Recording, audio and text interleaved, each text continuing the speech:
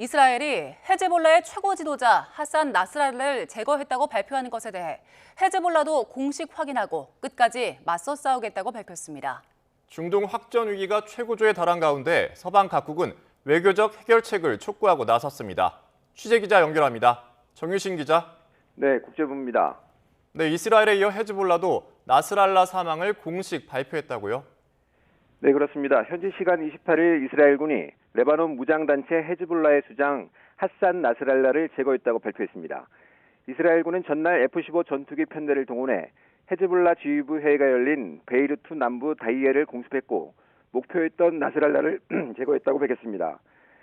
헤즈볼라 남부전선 사령관 알리 카르키 등 일부 지휘부도 함께 사망한 것으로 전해졌습니다.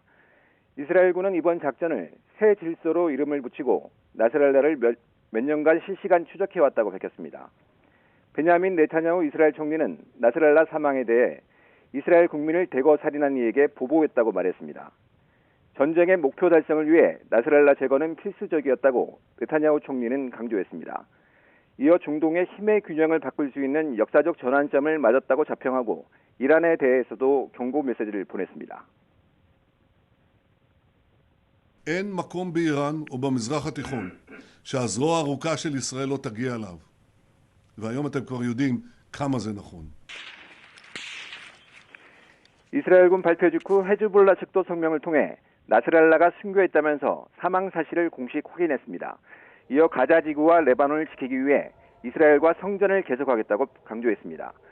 실제로 나스랄라 사망이 발표된 이후 헤즈볼라는 이스라엘 중심 도시 텔아비브와 요르단강 소안을 향해 로켓 90여 발을 발사했습니다.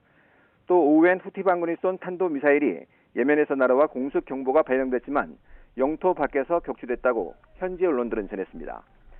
팔레스타인 무장정파 하마스도 곧이어 성명을 내고 나스랄라를 애도했고 이스라엘이 비겁한 테러를 저질렀다고 규탄했습니다. 네, 중동 확전 위기가 최고조에 달하고 있는데 미국을 포함한 서방은 어떤 반응 보였습니까? 네, 먼저 이스라엘의 최우방국인 미국은 나스랄라가 사망한 것에 대해 이스라엘의 방어권 행사 차원이라고 두둔했습니다. 바이든 대통령은 현지 시간 28일 성명을 통해 나스랄라가 사망한 것은 희생된 수천 명에 대한 정의의 조치라고 규정했습니다.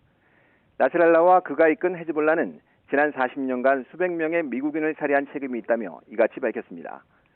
또 미국은 이란의 지원을 받는 모든 테러 단체에 이스라엘의 방어권을 전적으로 지지한다면서 중동에서 미군의 방어 태세를 더욱 강화하도록 지시했다고 덧붙였습니다. 바이든 대통령은 헤즈볼라에 대한 이스라엘의 지상전 개시가 불가피하냐고 보냐는 취재진의 질문에 이젠 휴전을 해야 할 때라고 답했습니다. Mr. President, is a ground incursion into Lebanon inevitable? Time for a ceasefire. Will you visit the hurricane site? 민주당 대통령 후보인 해리스 부통령도 별도 성명에서 나스랄라는 손에 미국인의 피를 묻힌 테러리스트라며 바이든 대통령과 마찬가지로 정의의 조치라고 평가했습니다.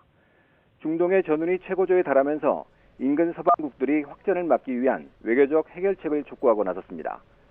프랑스 외무부는 성명에서 이스라엘의 레바논 공습을 즉각 중단할 것을 촉구하며 민간인에 대한 무차별적 행동을 규탄한다고 밝혔습니다.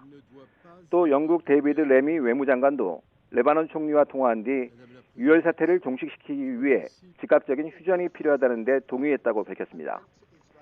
앞서 지난 25일 미국과 프랑스 등 서방 국가들은 유엔 총회에서 21일간 휴전하는 협상안을 제시했고 유엔 안보리도 한 목소리로 휴전을 촉구해왔지만 이스라엘에 별다른 영향력을 발휘하지 못했습니다. 지금까지 국제부에서 YTN 정유신입니다.